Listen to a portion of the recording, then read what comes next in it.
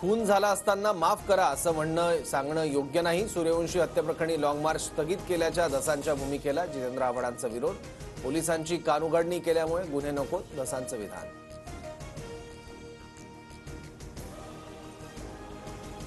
संतोष देशमुखांच्या हत्येला 2 महिने पूर्ण। मंत्री धनंजय मुंडेंचा राजीनामा कधी घेणार? मुंडेंचा कराडला पाठिंबा नसता तर क्रूर हत्या झालीच नसती, दमानी यांचा संताप।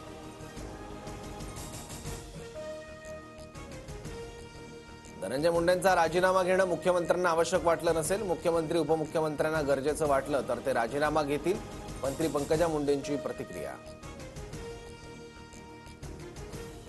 महाराष्ट्रातही काँग्रेसच्या नेत्यांकडून शेवटपर्यंत ताणाताणी। आता दिल्लीच्या निकालावरून तरी बोध घ्या।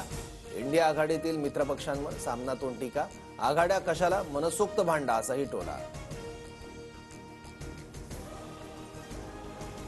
संजय राजे नाईक निंबाळकरांची चौकशी अखेर 5व्या दिवशी संपली। फलटणसह पुण्यातील निवासस्थानी आयकर विभागाकडून सुरू होती छापेमारी। तपासात अधिकाऱ्यांकडून कुठलीही जप्ती नाही, संजीव राजेंची माहिती।